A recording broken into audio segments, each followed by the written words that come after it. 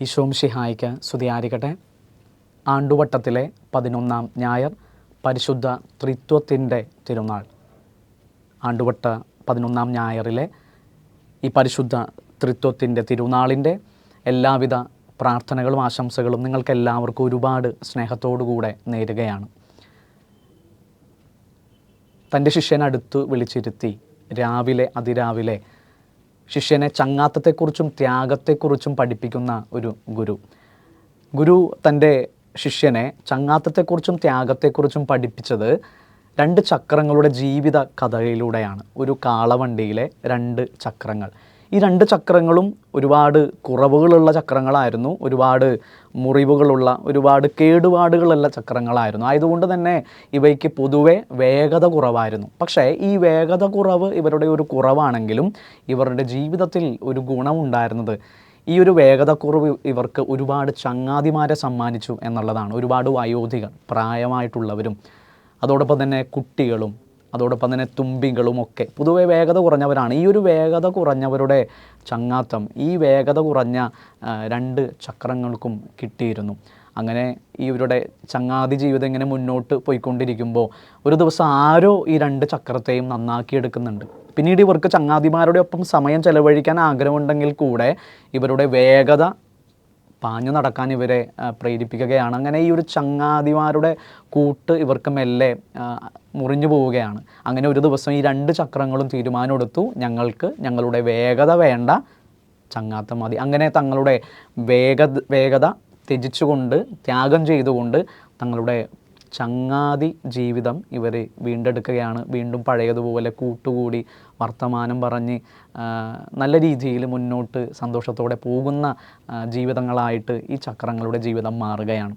പ്രിയമുള്ളവരെ, തങ്ങളുടെ ജീവിതത്തിൽ തങ്ങളുടെ ചങ്ങാത്തം അതിന് വില കൽപ്പിച്ചപ്പോൾ തങ്ങളുടെ ജീവിതത്തിൽ അതിനുവേണ്ടി ത്യജിക്കേണ്ട വേഗത ത്യജിച്ച ചക്രങ്ങളുടെ ജീവിതകഥ.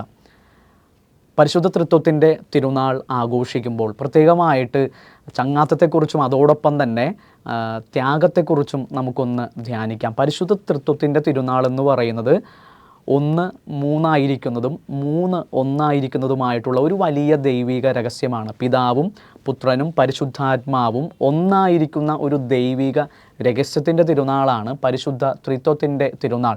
ഇതിൽ പിതാവ് സൃഷ്ടാവാണ്, പുത്രൻ രക്ഷകനാണ്, പരിശുദ്ധാത്മാവ് പരിപാലകനാണ്. സൃഷ്ടാവായ ദൈവവും രക്ഷകനായ പുത്രനും പരിപാലകനായ പരിശുദ്ധാത്മാവും ആയിരിക്കുന്ന ഒരു ചങ്ങാതി കൂട്ടത്തിൻ്റെ തിരുനാളാണ് ഇന്നത്തെ ഈ പരിശുദ്ധ ത്രിത്വത്തിൻ്റെ തിരുനാളെന്ന് പറയുന്നത്. ഇനി ഈ ഒരു ചങ്ങാതിമാരുടെ തിരുനാൾ, ചങ്ങാത്തത്തിൻ്റെ തിരുനാൾ നമ്മൾ ഇന്ന് ആഘോഷിക്കുമ്പോൾ ഈ ഒരു ചങ്ങാത്തത്തിൻ്റെ ഏറ്റവും അടിസ്ഥാനപരമായിട്ടിരിക്കുന്ന നന്മയെന്ന് പറയുന്നത് ത്യാഗമല്ലാതെ മറ്റൊന്നുമല്ല. പിതാവിൻ്റെയും പുത്രൻ്റെയും പരിശുദ്ധാത്മാവിൻ്റെയും ത്യാഗമാണ് ഈ ചങ്ങാത്ത തിരുനാളിൻ്റെ അടിസ്ഥാനമായിട്ട് നിലകൊള്ളുന്നത്.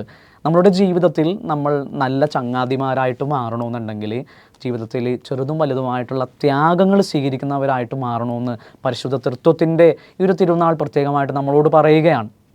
പ്രിയമുള്ളവരെ, പിതാവായ ദൈവത്തിൻ്റെ ത്യാഗം, പുത്രനായ ദൈവത്തിൻ്റെ ത്യാഗം, പരിശുദ്ധാത്മാവായ ദൈവത്തിൻ്റെ ത്യാഗം, തങ്ങളുടെ ഓരോരുത്തരുടെയും വ്യക്തിപരമായിട്ടുള്ള ത്യാഗങ്ങളാണ് പരിശുദ്ധ ത്രിത്വത്തിൻ്റെ ഒരുമയ്ക്കും പരസ്പര സ്നേഹത്തിനും വിശ്വാസത്തിനും വിശുദ്ധിക്കുമൊക്കെ കാരണമായിട്ട് നിലകൊള്ളുന്നത്. ഈ ഒരു ത്യാഗത്തെക്കുറിച്ച് നമ്മൾ ചിന്തിക്കുകയാണെങ്കിൽ നമുക്ക് ആദ്യമായിട്ട് പിതാവായ ദൈവത്തിൻ്റെ ത്യാഗത്തെക്കുറിച്ച് തിരിച്ചറിയാൻ പറ്റും. അതിനെ തുടർന്ന് പുത്രനായ ദൈവത്തിൻ്റെ ത്യാഗത്തെക്കുറിച്ച് തിരിച്ചറിയാൻ സാധിക്കും. പരിശുദ്ധാത്മാവായ ദൈവത്തിൻ്റെ ത്യാഗത്തെക്കുറിച്ച് തിരിച്ചറിയാൻ സാധിക്കും. വചനഭാഗങ്ങളിലൂടെ നമ്മൾ കടന്നു പോകുമ്പോൾ പിതാവായ ദൈവത്തിൻ്റെയും പുത്രനായ ദൈവത്തിൻ്റെയും പരിശുദ്ധാത്മാവായ ദൈവത്തിൻ്റെയും വ്യക്തിപരമായിട്ടുള്ള ത്യാഗങ്ങൾ നമുക്ക് വായിച്ചറിയുവാൻ സാധിക്കും.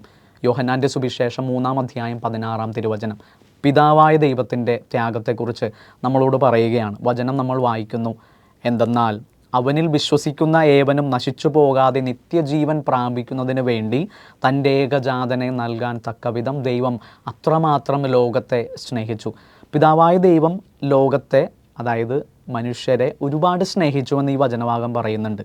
ആ ഒരു സ്നേഹം എന്ന് പറയുന്നത് തനിക്ക് ഏറ്റവും ഇഷ്ടമുള്ള ഒരു കാര്യം വിട്ടുകൊടുക്കാനുള്ള ഒരു സ്നേഹവുമായിരുന്നു. അപ്പോൾ പുത്രനെ സ്നേഹിച്ചിരുന്നത് പോലെ തന്നെ പിതാവ് ലോകത്തെ സ്നേഹിച്ചു, ലോകത്തെ സ്നേഹിച്ചതുപോലെ തന്നെ പുത്രനെ സ്നേഹിച്ചു. അപ്പോൾ പിതാവായ ദൈവത്തിൻ്റെ വലിയ ത്യാഗം എന്ന് പറയുന്നത് മനുഷ്യരക്ഷയ്ക്ക് വേണ്ടിയിട്ടുള്ള പുത്രൻ്റെ സമർപ്പണമായിരുന്നു. ഇത് പിതാവായ ദൈവത്തിൻ്റെ ത്യാഗം. രണ്ടാമതായിട്ട് പുത്രനായ ദൈവത്തിൻ്റെ ത്യാഗം. ലൂക്കായുടെ സുവിശേഷം 22-ാം അധ്യായം 42-ാം തിരുവചനത്തിൽ പുത്രനായ ദൈവത്തിൻ്റെ ഈശോയുടെ ത്യാഗം നമ്മൾ കാണുന്നുണ്ട്. ഈശോ ഇപ്രകാരം അരുളി ചെയ്തു, പിതാവേ, അങ്ങയ്ക്ക് ഇഷ്ടമെങ്കിൽ ഈ പാനപാത്രം എന്നിൽ നിന്ന് അകറ്റണമെങ്കിലും എൻ്റെ ഹിതമല്ല, അങ്ങയുടെ ഹിതം നിറവേറട്ടെ. തൻ്റെ കുരിശുമരണത്തിന് വേണ്ടിയിട്ടുള്ള ഈശോയുടെ ഒരു അഭ്യർത്ഥനയായിരുന്നു. പക്ഷേ ഇതിൽ മാനുഷികമായിട്ടുള്ളൊരു പ്രാർത്ഥനയും ദൈവികമായിട്ടുള്ളൊരു പ്രാർത്ഥനയും നമുക്ക് കാണുവാൻ സാധിക്കും. ഇതിലെ മാനുഷിക പ്രാർത്ഥന എന്ന് പറയുന്നത് ഈ ഒരു സഹനം എന്നെ വിട്ടുപോകുവാൻ ദൈവത്തോട് പ്രാർത്ഥിക്കുന്ന ക്രിസ്തു. എന്നാൽ അതല്ല ദൈവം ആഗ്രഹിക്കുന്നതെന്ന് തിരിച്ചറിഞ്ഞുകൊണ്ട് ആ മാനുഷിക പ്രാർത്ഥനയെ അതിലംഘിക്കുന്ന ദൈവികമായിട്ടുള്ളൊരു അപേക്ഷ പിന്നീട് ഈശോ പ്രാർത്ഥിക്കുകയാണ്. എങ്കിലും എൻ്റെ ഹിതമല്ല, നിൻ്റെ ഹിതം നിറവേറട്ടെ. നിൻ്റെ ജനങ്ങൾക്ക് വേണ്ടി, അവരുടെ രക്ഷയ്ക്ക് വേണ്ടി ഞാൻ മരിക്കണമെന്നതാണ്, എൻ്റെ ജീവൻ ഞാൻ നൽകണമെന്നതാണ് നിൻ്റെ ഹിതമെങ്കിൽ അത് നിറവേറട്ടെ. പുത്രനായ ദൈവത്തിൻ്റെ ത്യാഗം. പ്രിയമുള്ളവരെ, മൂന്നാമതായിട്ട് പരിശുദ്ധാത്മാവായ ദൈവത്തിൻ്റെ ത്യാഗം. പരിശുദ്ധാത്മാവിനെക്കുറിച്ച് നമ്മൾ സുവിശേഷങ്ങളിൽ, പുതിയ നിയമത്തിൽ പ്രത്യേകമായിട്ട് വായിച്ചറിയുന്നത് അപ്പോസ്തലന്മാരുടെ പ്രവർത്തനങ്ങളിലൂടെയുള്ള പെന്തക്കൊസ്ത തിരുനാളിൻ്റെ വചനഭാഗത്താണ്. ഈശോയുടെ ജ്ഞാനസ്നാനത്തിലും അതോടൊപ്പം തന്നെ സ്വർഗം തുറക്കപ്പെടുന്ന അവസ്ഥയിലുമൊക്കെ ആത്മാവിൻ്റെ നിറവ് പ്രാവിൻ്റെ രൂപത്തിലുള്ളതായിട്ട് നമ്മൾ കാണുന്നു. എന്നാൽ ശിഷ്യന്മാരിലേക്ക്, വിശ്വാസികളിലേക്ക് പരിശുദ്ധാത്മാവ് കടന്നു വരുന്നത് തീനാളത്തിൻ്റെ രൂപത്തിൽ പെന്തക്കൊസ്ത തിരുനാൾ ദിവസമാണ്. കഴിഞ്ഞ ഞായറാഴ്ച നമ്മൾ പെന്തക്കൊസ്ത തിരുനാൾ ആഘോഷിക്കുകയുണ്ടായി. ഈ ഒരു വചനഭാഗത്തിൽ അപ്പോസ്തലന്മാരുടെ പ്രവർത്തനം 2-ാം അധ്യായം 3-ാം തിരുവചനത്തിൽ നമ്മളിങ്ങനെ വായിക്കുന്നു. അഗ്നിജ്വാലകൾ പോലുള്ള നാവുകൾ തങ്ങൾ ഓരോരുത്തരുടെ മേൽ വന്നു നിൽക്കുന്നതായി അവർ കണ്ടു. അവരെല്ലാവരും പരിശുദ്ധാത്മാവിനാൽ നിറഞ്ഞു.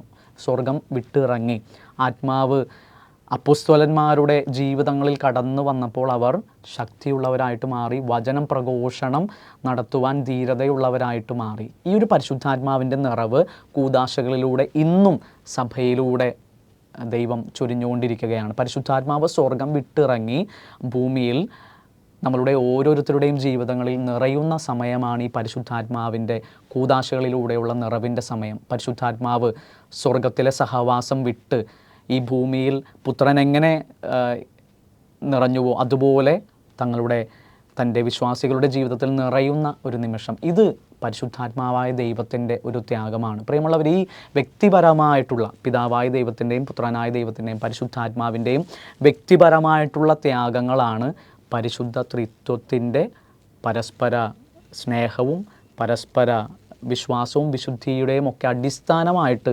നിലകൊള്ളുന്നത്. നമ്മളെല്ലാവരും സഭയിലെ വിശ്വാസികളാണ്. നമുക്കൊരു കുടുംബമുണ്ട്.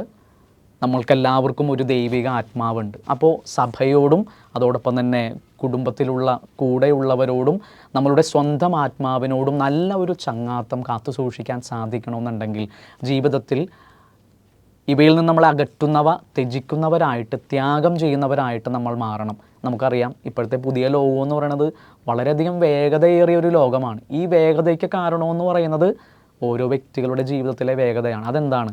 സ്വന്തമായിട്ടുള്ള വളർച്ച, സ്വന്തമായിട്ടുള്ള സന്തോഷം, അതിനുവേണ്ടി മാത്രം ജീവിക്കുന്ന ഒരവസ്ഥ.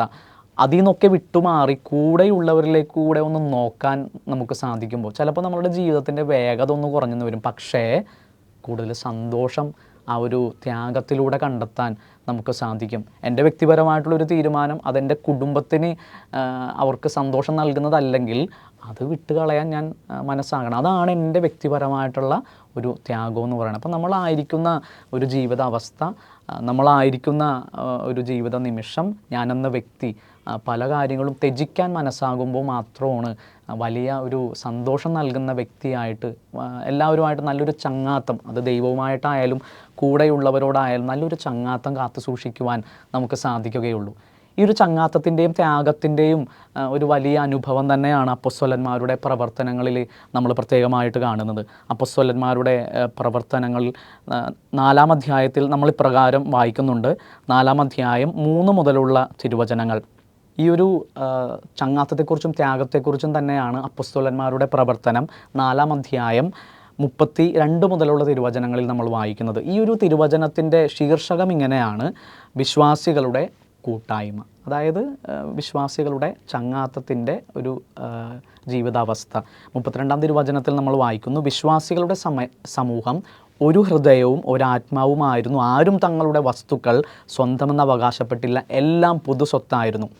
പരിശുദ്ധാത്മാവിൻ്റെ നിറവിന് ശേഷം ശിഷ്യന്മാർ വചനപ്രഘോഷണം നടത്തിയതിനു ശേഷം സംഭവിച്ച മാറ്റങ്ങളെക്കുറിച്ചാണ് ഈ ഒരു ഭാഗം പ്രത്യേകമായിട്ട് പറയുന്നത്. അപ്പോസ്തലന്മാർ കർത്താവായ യേശുവിൻ്റെ പുനരുത്ഥാനത്തിന് വലിയ സാക്ഷ്യത്തോടെ ശക്തിയോടെ സാക്ഷ്യം നൽകി. അവരെല്ലാവരുടെയും മേൽ കൃപാവരം സമൃദ്ധമായി ഉണ്ടായിരുന്നു. പിന്നീട് നമ്മൾ വായിക്കുന്നത് ഇങ്ങനെയാണ്, അവരുടെ ഇടയിൽ ദാരിദ്ര്യം അനുഭവിക്കുന്നവർ ആരും ഉണ്ടായിരുന്നില്ല. കാരണം പറമ്പും വീടും സ്വന്തമായി ഉണ്ടായിരുന്നവരെല്ലാം അവയത്രയും വിറ്റ് കിട്ടിയ തുക അപ്പോസ്തലന്മാരെ ഏൽപ്പിച്ചു.